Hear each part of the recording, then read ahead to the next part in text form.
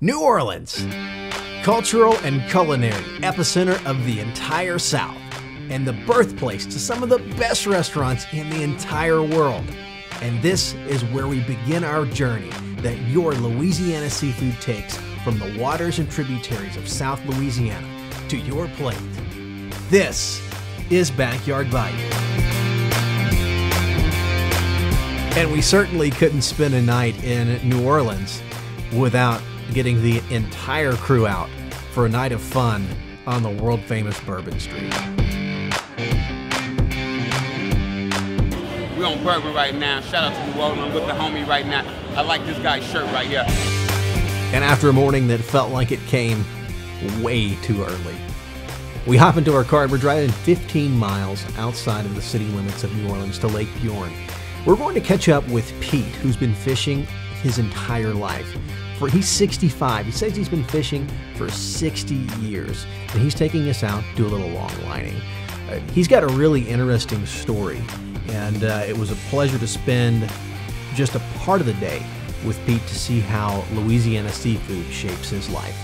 I've been fishing, for the last 50 years, basically. Fishing, I know for a fact, on my own for 45 years. And we're in Lake Bond, which is one of the tributaries to Breton Sound and the inland waters of Lake Pontchartrain. And this is part of Sportsman's Paradise right here, where we're at.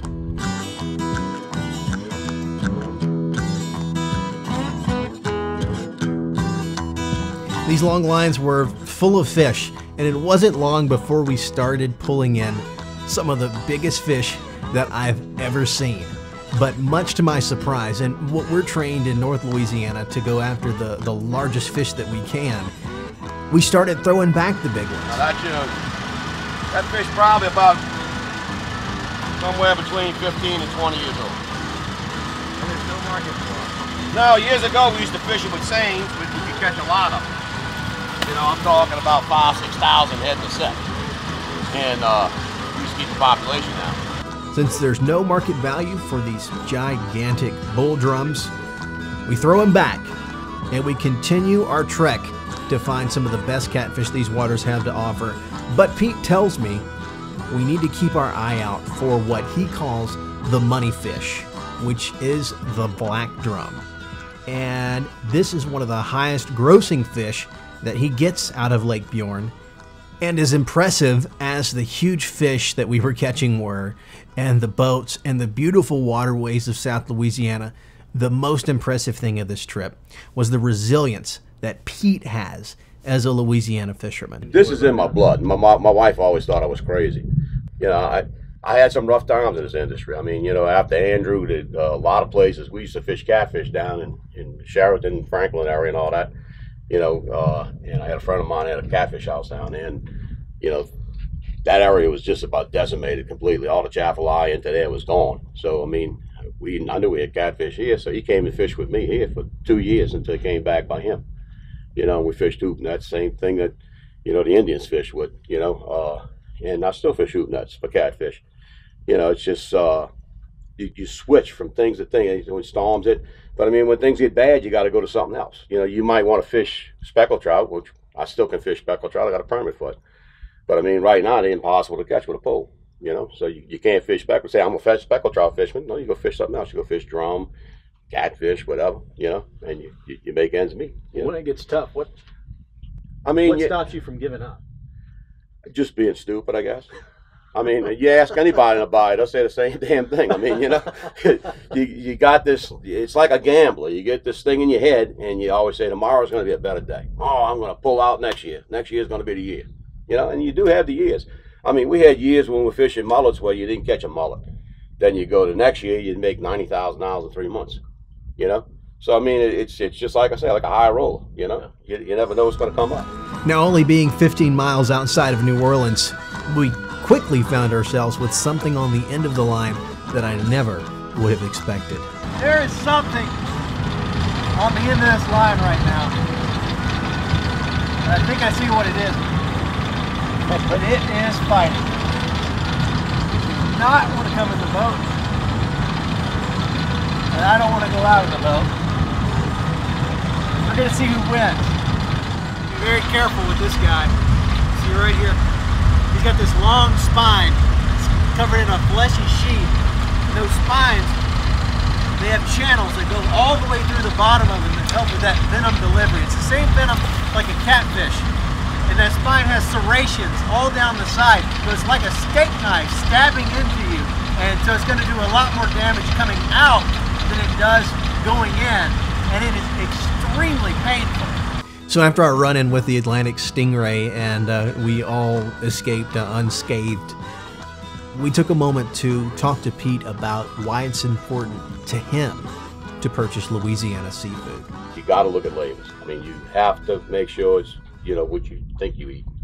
Just because you're buying a soft crab and, you know, you whatever your restaurant, I mean, your grocery store might be, whether it be a Rouse's, a Dornax, or whoever, you know, and it, you know, it's in a case and it's got a Louisiana ice pick sticking over it. That might not be for that product, maybe the product next to it. You know, it might be a soft crab that came out of Mexico. You know, or it might be shrimp from Mexico instead of Louisiana. You know, so, you know, make sure you eat an authentic Louisiana. It's a big thing I got to say. You know, that's what we're known for. This state's known for the best seafood. And it's because of the Mississippi Delta.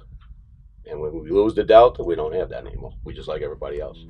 So as we wrap up our day on the water, I realized that being a deckhand for Pete may be one of the shortest lived jobs that I've ever had.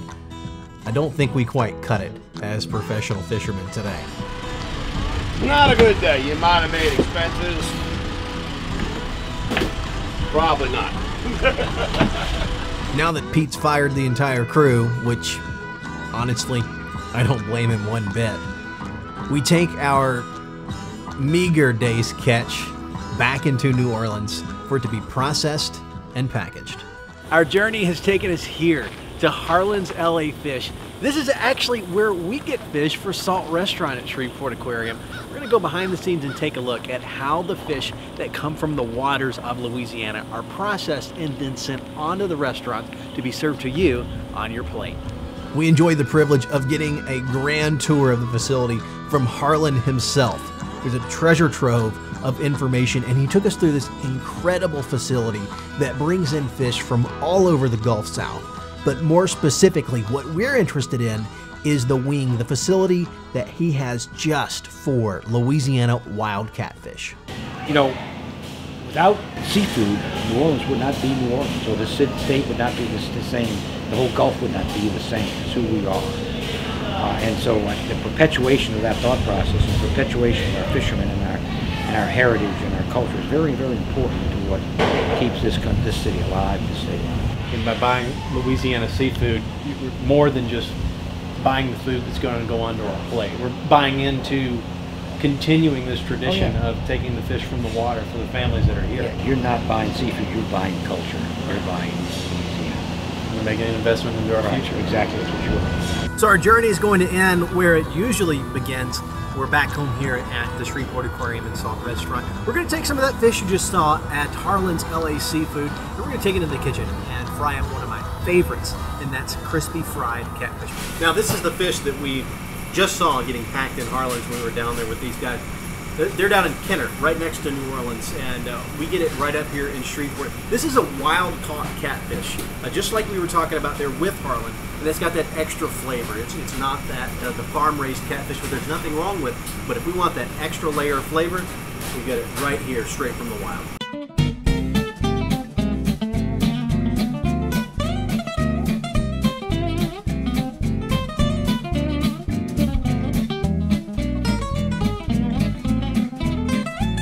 Wait, we got one more ingredient. This is going to be an extra crispy thin catfish.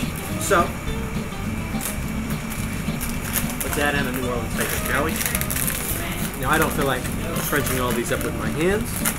So we got our buddy the Robo-Co here.